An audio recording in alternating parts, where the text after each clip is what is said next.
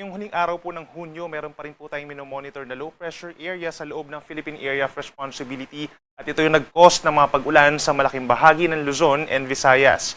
Huling namataan ng low pressure area kaninang alas 3 ng hapon sa coastal waters po ng bayan ng Gasan sa lalawigan po ng Marinduque. At base po sa ating analysis, mataas pa rin ang tsansa na itong low pressure area ay maging mahinang bagyo or tropical depression sa susunod na 24 oras. Simula po ngayong hapon hanggang bukas ang madaling araw, babagtasin itong low pressure area ang natitirang bahagi po ng Mimaropa plus lalawigan po ng Batangas, yung kabuuan ng low pressure area.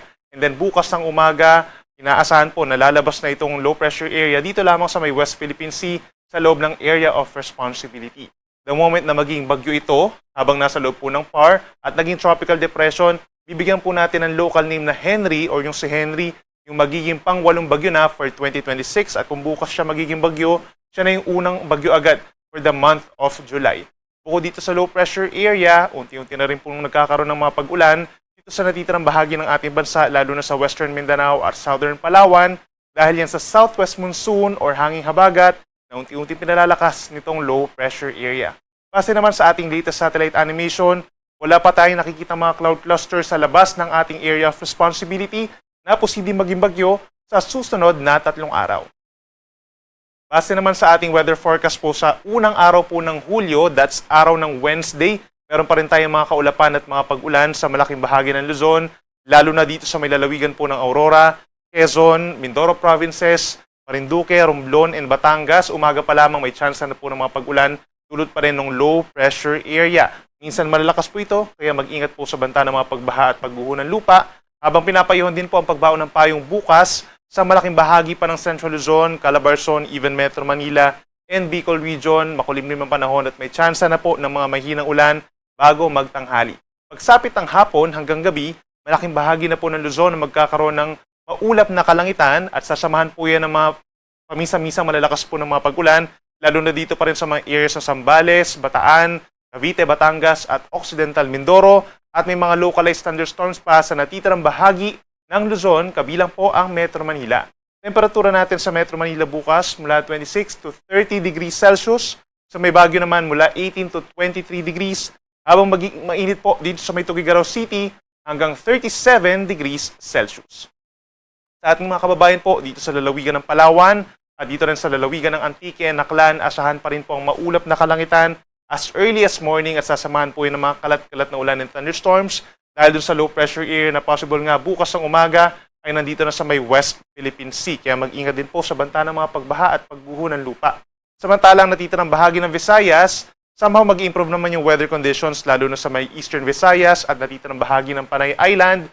Paminsan-minsan maulap ang kalangitan sa umaga hanggang tanghali at pagsapit ng tanghali hanggang sa gabi, madalas na yung mga kaulapan at mga pag-uulan po. At minsan, sasamahan po yan ng mga thunderstorms. So make sure na yung mga kababayan natin sa Palawan at Visayas, bukas magbaon pa rin po ng payong at mag-ingat pa rin sa banta ng baha at pagguho ng lupa.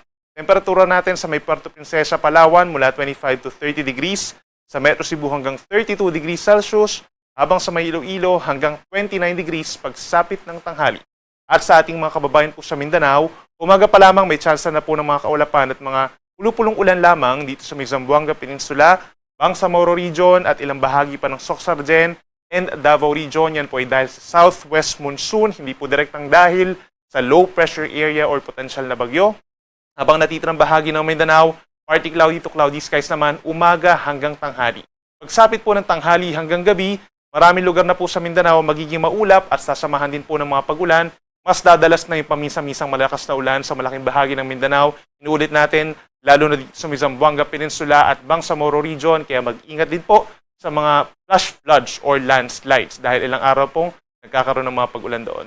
Temperatura natin sa may Zamboanga City and Davao City hanggang 32 degrees Celsius. Within the next 24 hours, dahil po dun sa low pressure area, posible pa rin ang hanggang 100 millimeters po na dami ng mga pag-ulan dito sa mga lugar po na pinakamalapit doon sa sama ng panahon. We're talking of Quezon, gayon din ng Batangas, pababa ng Marinduque, Oriental Mindoro, Occidental Mindoro at lalawigan po ng Palawan. Pag sinabi natin 50 to 100 millimeters in a span of 24 hours, parang nasa 50 to 100 liters po ito na dami ng mga pag-ulan na posibleng mag-cause ng mga pagbaha sa mga low-lying areas, yung malapit po sa mga kailugan, at posible rin yung ganong ulan na magdulot ng landslides sa mga bulubundukin na lugar. So lagi pong tumutok sa mga possible advisories and heavy rainfall warnings ng Pag-asa, lalo na ngayong gabi hanggang bukas ng madaling araw. Para naman sa taya ng ating pag-alon o yung gale warning, wala po tayong nakataas na gale warning o yung mga delikadong alon sa susunod na 24 oras, bagamat meron tayong low pressure area dito sa may Southern Luzon. So aasahan lamang na hanggang 2.5 meters yung mga pag-alon dito sa may West Philippine Sea, gayon din po dito sa may silangang baybayin po ng Aurora, Quezon at Kabikulan. Delikado pa rin yung ganitong taas na alon, lalo na sa mga small sea vessels at saka yung mga nangingisda. For the rest of Luzon, itong nasa may Northern Luzon, hindi sa may Visayas at saka sa Mindanao, in general po, kalahati hanggang 1 metro ang taas ng mga pag-alon. Pero kapag may mga thunderstorms, posible pa rin umakyat sa hanggang 1.5 metro ang mga pag-alon. At para naman sa lagay ng ating panahon, simula po sa Thursday hanggang sa Saturday, sa mga unang araw po ng Hulyo, unti-unti nag-i-improve yung weather conditions natin. Aasahan po pagsapit ng Thursday, meron pa rin mga lugar na maulan, kabilang ng Zambales, Bataan, even yung Metro Manila, Bulacan, Pampanga, down to Cavite, Batangas, Mindoro Provinces at Palawan. Mataas pa rin ang tsansa na ulan lalo na sa umaga and then sa hapon hanggang gabi ng Thursday, magbaon ng payong dahil po yan sa southwest monsoon. Then pagsapit po ng Friday and Saturday, kagaya doon sa natitirang bahagi po ng Luzon sa Thursday, malaking bahagi na ng Luzon na magkakaroon ng fair weather conditions. So ibig sabihin, mag-i-improve yung weather, mas dadalas yung maaraw na panahon, lalo na sa umaga hanggang sa early afternoon.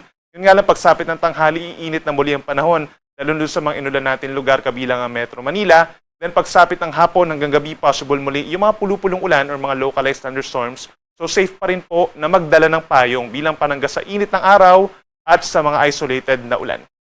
Sa ating mga kababayan po sa Visayas, may daraan din po mga pag-ulan pagsapit ng Thursday dahil sa habagat, lalo na po sa Western Visayas at Negros Occidental, magbaon po ng payong kung kinakailangan. No? Habang pagsapit po ng Friday and Saturday, may aasahan na improving weather conditions sa malaking bahagi po ng Visayas.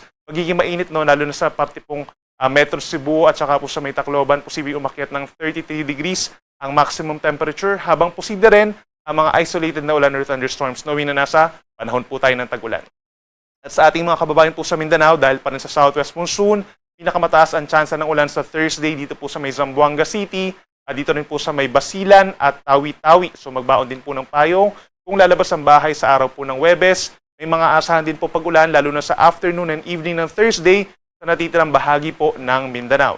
Then sa Friday and Saturday, sa paglayo nung minomonitor natin na potential na bagyo, no, at mag-i-improve yung weather conditions sa malaking bahagi ng Mindanao by Friday and Saturday. Yun nga lang, magiging mainit at maaninsangan mula umaga hanggang early afternoon, lalo na po sa mga syudad dito sa may Zamboanga, sa may Cotabato and General Santos City.